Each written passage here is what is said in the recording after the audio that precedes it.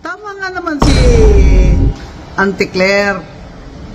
Hindi nga kailangan ni VP Sara ang attack dog. Kasi yung corona na yan, sa iyo yan, Auntie Claire.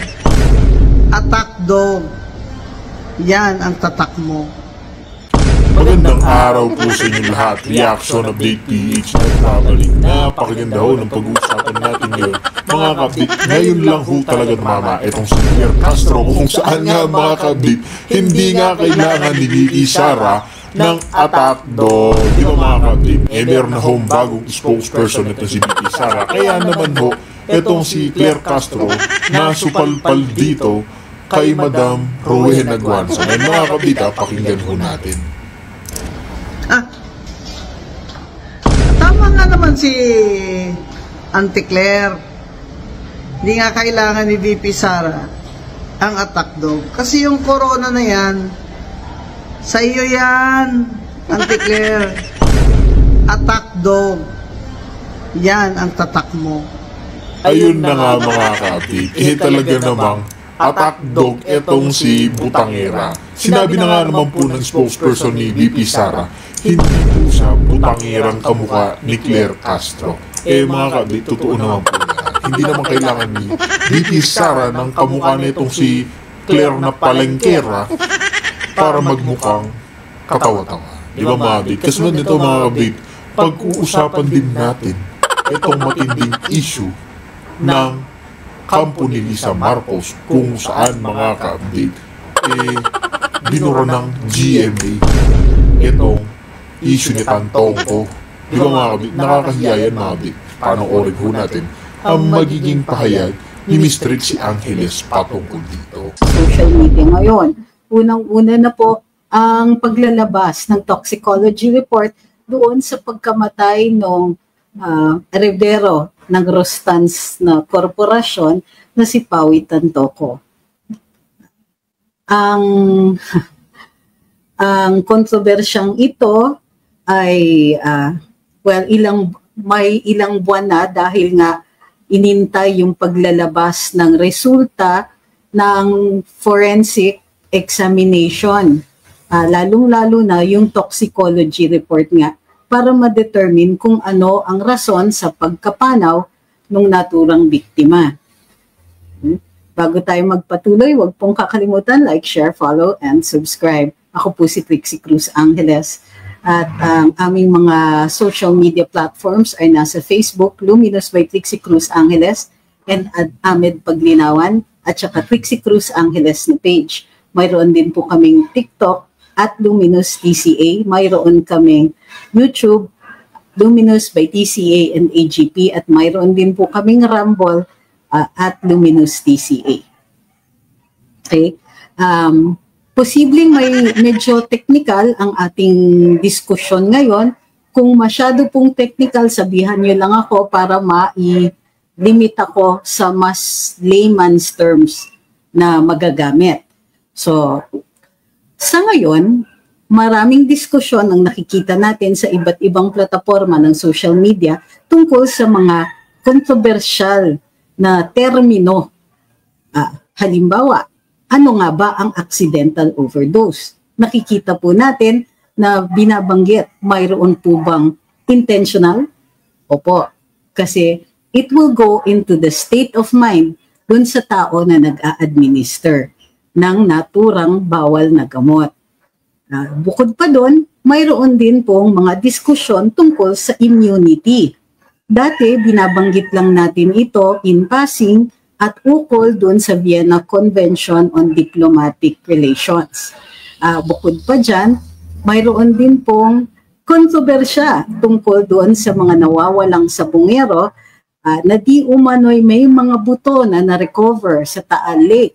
Kung ito ba ay naaayon sa posibleng degradation o ito ba ay nagmumukha nga bang mga buto ng tao. So, hindi na po tayo magpapaligoy-ligoy pa. Umpisahan na po natin ito.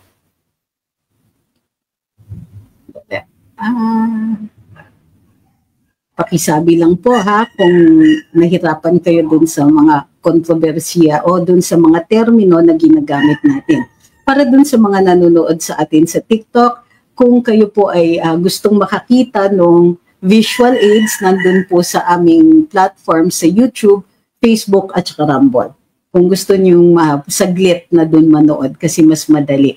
Makikita nyo yung slideshow presentation. Magandang hapon sa inyong lahat. Okay.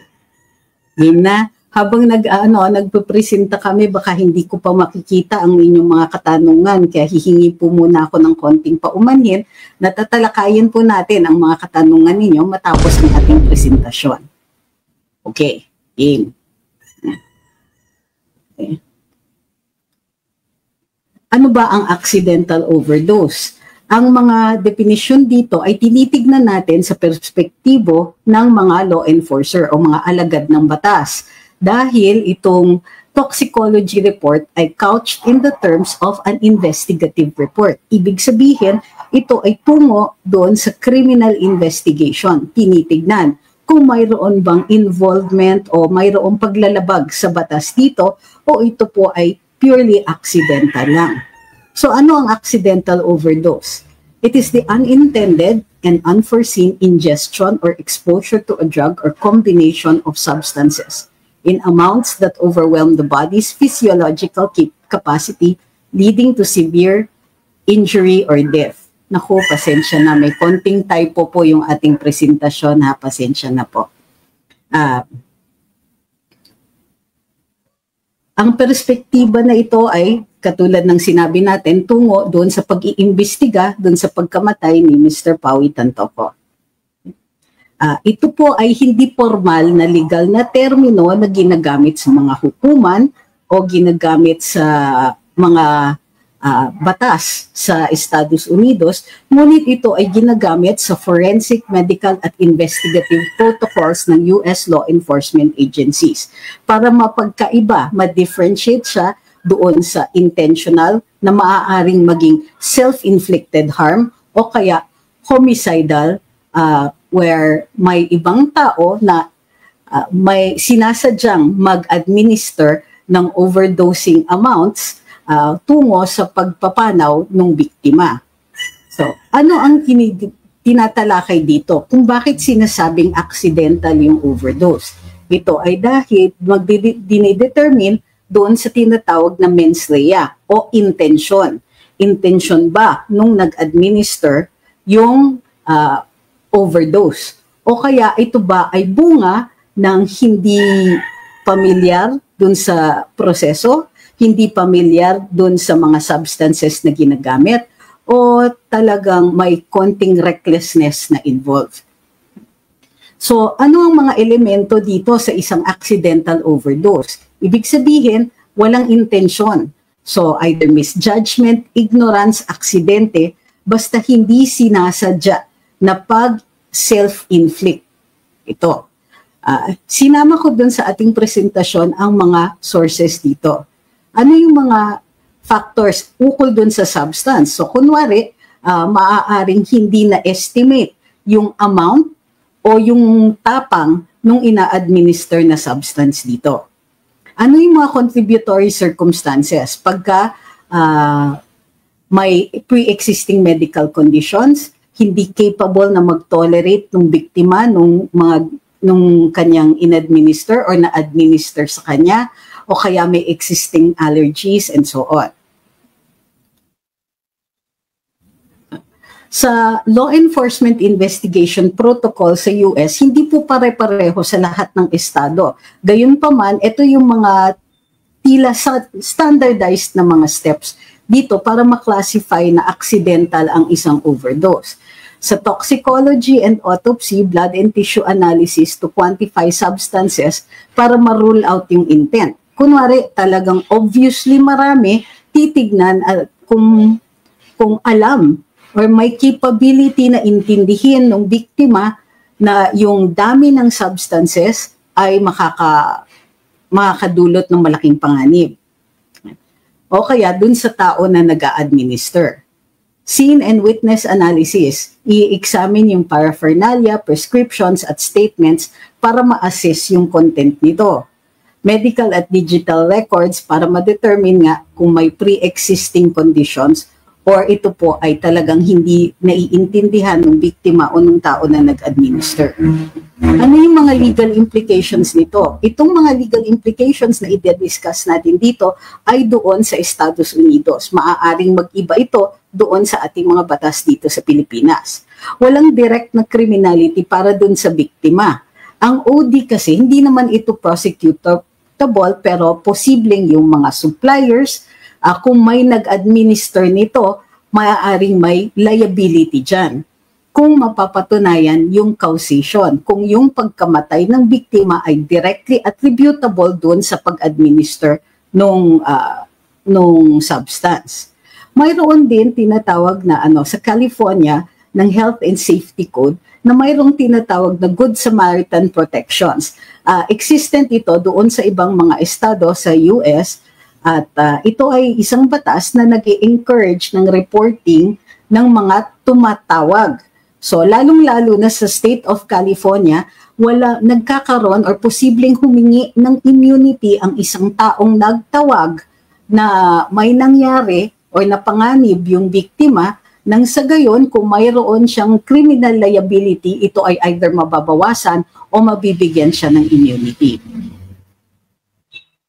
Distinctions ng other overdose types. So, na-discuss natin ang accidental na overdose. Mayroong intentional at ito ang tinatawag natin na self-harm.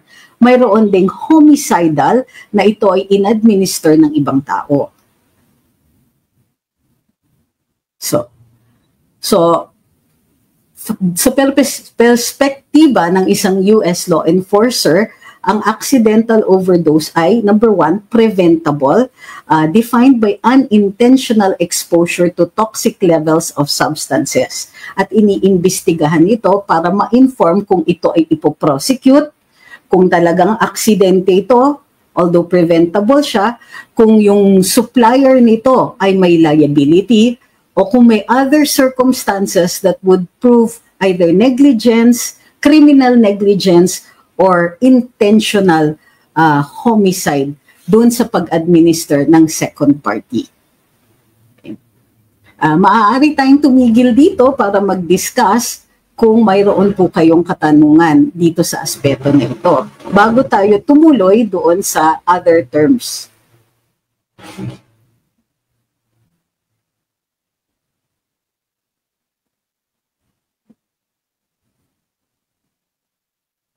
Okay, tinitignan ko po ang mga katanungan. Para doon sa TikTok, huwag po kakalimutan. Maaari po kayong magtanong, sinasagot naman po namin.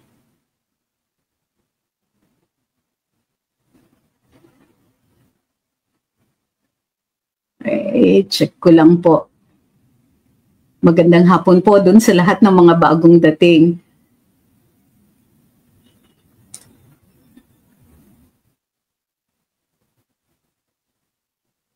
Sabi ni Ben Larga, in any case, that is an illegal drug use. Magdidepende yung criminal liability for use of illicit substances dun sa estado. So, it is possible na kung ito ay self-administered at hindi talaga niya, kumbaga, dahil sa kakulangan ng experience o kaya hindi talaga niya na-estimate yung effect ng amounts na ina-administer niya sa sarili niya o hindi siya aware o maybe even aware siya pero hindi niya na-estimate na kung ganong katindi yung magiging epekto nito sa kanyang mga pre-existing conditions. Sa ngayon, hindi ko pa nakikita ang liability doon sa illegal use doon sa LA kung saan nangyari yung insidente. Sabi ni Nicolito, involuntary manslaughter po ba ang kaso sa mga kasama sa sesyon? Ay, magdidepende po ito sa aksyon nila kung sila po ang nag-administer dun sa biktima. Kung mayroong nag-administer po at masyadong matindi yung ginamit or masyadong malaki yung amount na ginamit o hindi nila alam yung pre-existing conditions, kahit paano mayroon pong liability. Yung bigat po ng penalty will be determined kung alam nila yung pre-existing condition or pero if it depends on the amount or the dun sa hindi tama na pagkaka-administer, ayan po ay posibleng makabigat dun sa penalty. Hindi natin po alam kung ano magiging charge dahil hindi naman po nakalagay dun sa report kung ito ay administered by a second party. Kasi pwede namang accidental din even if there is a second party, pero magkakaroon ng criminal liability yung second party na yon.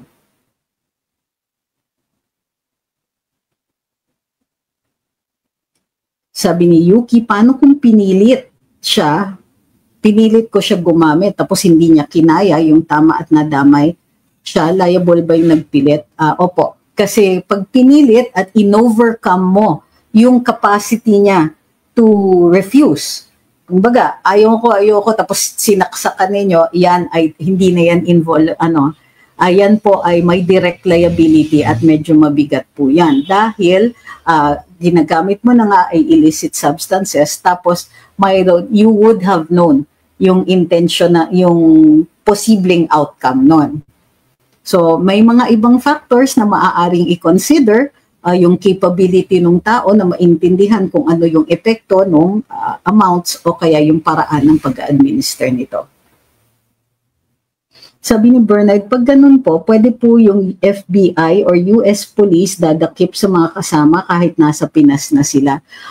Pag-usapan natin yan doon sa immunities. Okay, tignan muna natin sa immunities. Mamaya discuss natin pag doon sa next term na gagamitin natin na i-explain.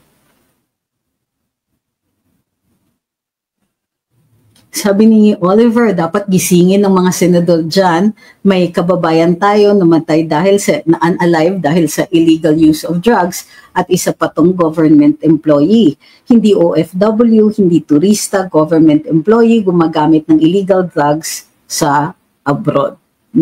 Opo. Okay. Pansinin ninyo wala pa tayong itinuturing kung sino kung may external party na may liability dito dahil hindi naman po contained doon sa report na pinalabas kung sino yung present or kung sino yung posibleng may involvement dito. So, dahil sa kakulangan pa ng impormasyon, although chine-check naman po natin yung mga posts ni Dean Chase, mayroon siyang mga ini-imply na may mga involvement ng ibang tao. Hintayin po natin yung mga official reports kasi hindi natin gustong mag-attribute ng wrongdoing, ng sinasadya, kung kulang pa yung ating impormasyon. Sabi ni Jerpy, do you think meron bang guts ang 20th Congress to open an investigation or hearing? Well, unang-una, hindi naman talaga nag-iimbestiga ang legislatura natin. They conduct inquiries in aid of legislation. They're not real hearings. Although, sa pagkakaintindi ko, nag-file po ng resolusyon si Senator Robin Padilla na imbestigahan itong pagpanaw ni Mr. Tantoco. Request ko lang po habang tayo'y nagdi-discuss na bigyan natin ng konting puwang na ang pamilya niya ay maaaring maapektuhan ng ating mga sinasabi. So, kumbaga, bigyan natin ng konting respeto ang pamilyang nagluluksa.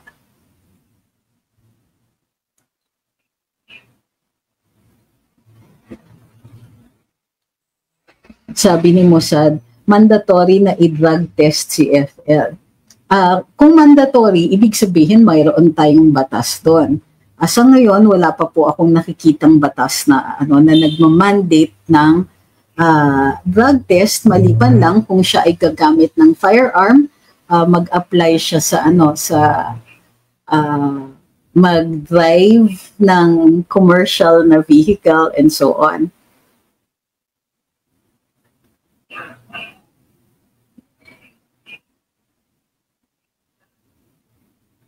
Sabi ni Tintin, meron po bang liability ang mga kasama? Depende po sa kanilang aksyon. So kung ano ang findings ng investigasyon ukol doon sa mga aksyon ng mga kasama. Kung sila ay nag-administer o nagpilit o sila po ay nag-encourage at tinulungan siya doon sa kanyang self-administering ng bawal na droga, then maaari po na mayroon silang liability. Yung bigat ng kanilang liability will depend dun sa extent ng actions nila.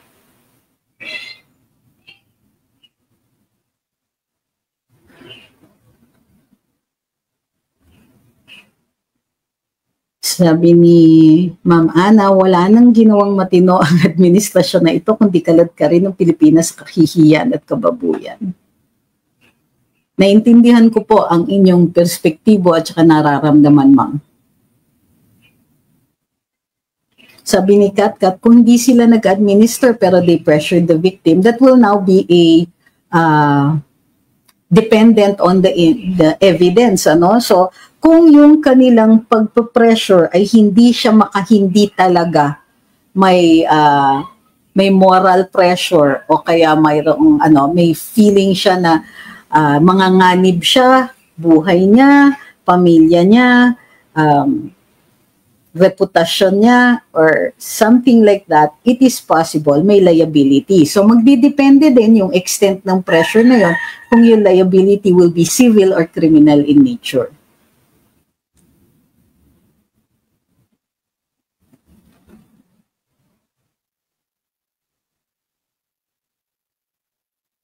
Sabi ni Ma'am Jennifer, do you think si FL, at yung mga kasama nila, nakunan yan sila ng drug tests during the investigation? Alam nyo kasi, kung person of interest, hindi po kasi pwedeng, hindi ko sure yung batas doon sa California. Mayroon kasing mga estado na hindi ka basta-basta makakapag-mandate ng drug test.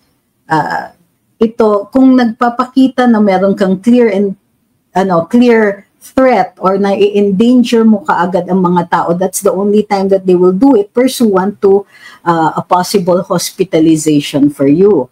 So, since wala pa tayong nakikita na kahit anong ebidensya na mayroong drug test na in-administer, i-assume ko na wala. Of course, that can be rebutted kung may biglang lumitaw na drug test or results. Hindi, ma'am. Wala pang sinasabi kung sino-sino yung mga kasama.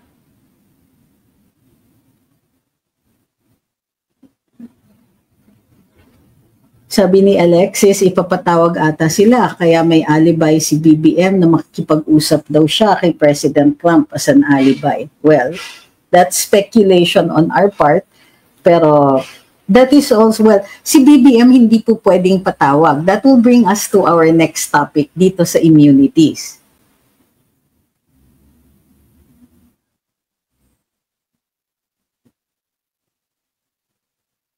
Sabi ni Hoven, di ba ilang oras bago sila tumawag ng kinauukulan, paano po ang magiging kaso nila? Magdidepende po yan doon sa mga circumstances, ha?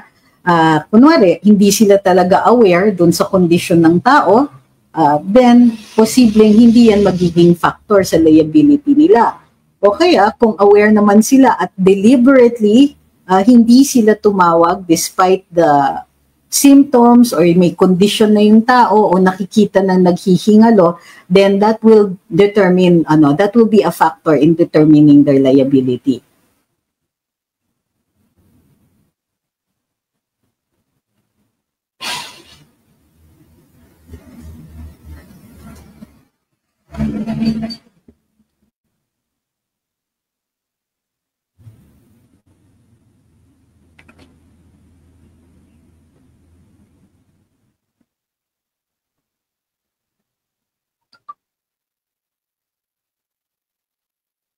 Okay, next. Sabi ni Christmas, Ben? Christmas. Papunta pa lang tayo sa pinaka-exciting part. Kaya nga, hinay-hinay tayo dun sa pagkokomento, pero exciting na po ang mangyayari. Ang importante ay kapag pinag-uusapan natin itong mga ganitong very controversial na kaso, mag-iingat lang po tayo na hindi tayo deliberately nag-aakusa na wala pa po tayong sapat na ebidensya